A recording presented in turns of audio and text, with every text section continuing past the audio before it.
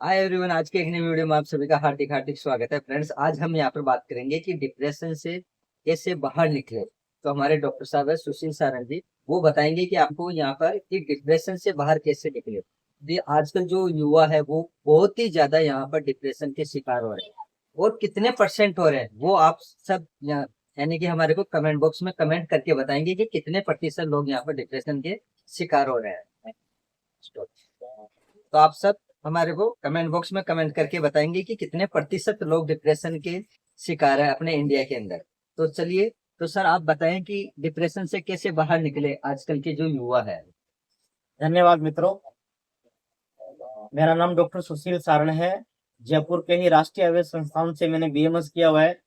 तो जैसे WHO है, वर्ल्ड हेल्थ ऑर्गेनाइजेशन, विश्व स्वास्थ्य संगठन, उसकी रिपोर्ट के अनुसार दुनिया की जो 1/3 पॉपुलेशन है, तो हर 3 में से एक व्यक्ति डिप्रेशन का शिकार होता जा रहा है। तो लगातार इसका शिकार होता जा रहा है और युवा पीढ़ी के अंदर भी इसके लक्षण बहुत ज्यादा मिल रहे हैं। पहले तो जो बिजनेसमैन वगैरह हो जाते थे, जिनके मान लो व्यापार में घाटा लगता था, उनको डिप्रेशन का शिकार होते थे। लेकिन आजकल तो जो युवा लोग हैं, छोटे छोटे बच्चों के अंदर देख रहे हैं अपने डिप्रेशन की बीमारियां सामने आ रही है। तो वो क्या कारण है, किस वजह से आ रहे इसका हैं? सबसे बड़ा जो कारण ये होता है कि जो अपना ब्रेन है, तो जिसमें थॉट्स चलते हैं, तो थॉट्स पॉजिटिव भी होते हैं और नेगेटिव भी होते हैं। लेकिन जब कोई नेगेटिव थॉट चलना शुरू हो जाता है, उस नेगेटिव थॉट की एक श्रृंखला बन जाती है। जैसे आजकल के जैसे बच्चे जैसे खूब सारे रील देखते हैं, तो उसमें एक श्रृंखला होती है। इसी प्रकार से ओम जी अपना जो माइंड है, उसमें नेगेटिव विचार की एक सीरीज चालू हो जाएगी।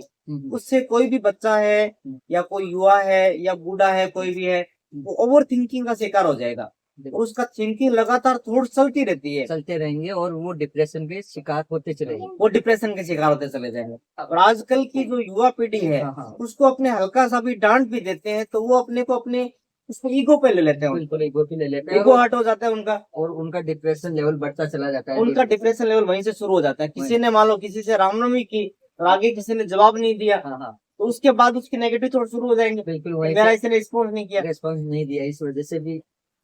लेकिन इन सब चीजों से बाहर कैसे निकले आजकल के जो बाहर निकलने के अनेक साधन है। हम इसको एक कड़ी के रूप में लेंगे, ओम जी और मैं डॉक्टर सुशील सारण, एपिसोड के रूप में इसको हम लेंगे। तो हमारा यह पहला एपिसोड है एक तरह से, ये डिप्रेशन से बाहर कैसे आया जाए। तो डिप्रेशन से बाहर आने का सबसे पहला तो कारण ये है कि जो अपना नेगेटिव थॉट है, उस पे थोड़ा सा काम किया जाए। अब काम कैसे करें? नेगेटिव थॉट्स अपने आप आते हैं, बहुत खतरनाक तरीके से आते हैं, चिंता की शिकार हो जाते हैं। अपने जो दिमाग की कोशिकाएं होती है, न्यूरॉन्स, वो कमजोर हो जाती है, और वो रील्स चलती रहती है। हाँ, वो रील्स ऑटोमेटिकली बहुत फास्ट चलती है। तो बहुत ही बाहर निकलने के लिए आजकल के युवाओं को क्या करना पड़ेगा? सबसे पहले तो अपने को क्या करना पड़ेगा? प्राणायाम करना होगा। बिल्कुल, प्राणायाम करना, योग करना पड़ेगा। अब प्राणायाम का जो डेफिनेशन है, बहुत ही सिंपल सी डेफिनेशन है। प्राण वायु कहते हैं ऑक्सीजन को, और आयाम कहते हैं उसको बढ़ाने को।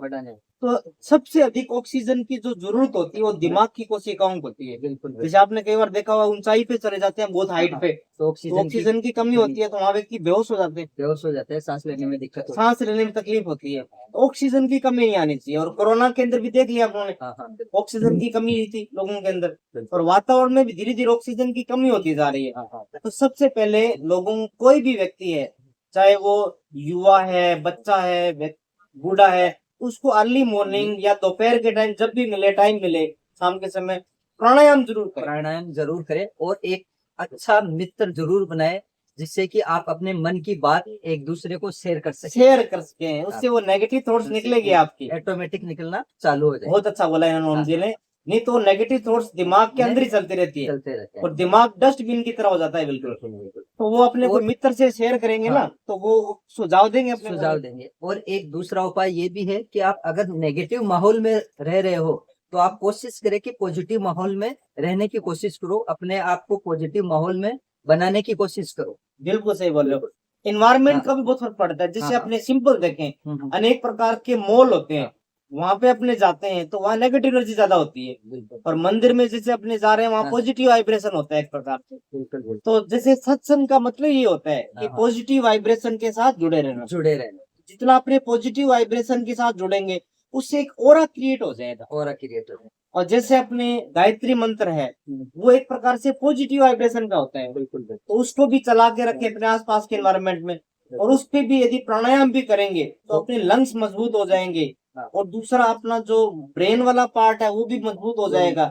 एक इसके लिए जैसे कपाल भाती करते हैं, कपाल भाती का मतलब ये होता है, कपाल और भाती जैसे भाती। पहले लोग अपने जैसे क्या करते थे, चूल्हे में खाना बनाते थे, चूल्हे को बिल्कुल तो फुंकरी जो होती थी ना, फूंकते थे उससे। हाँ हाँ इसी प्रकार से कपाल भाती का मतलब यही है यही है, कि वो जो नेगेटिव एनर्जी उसको बाहर निकालना। बाहर निकालना।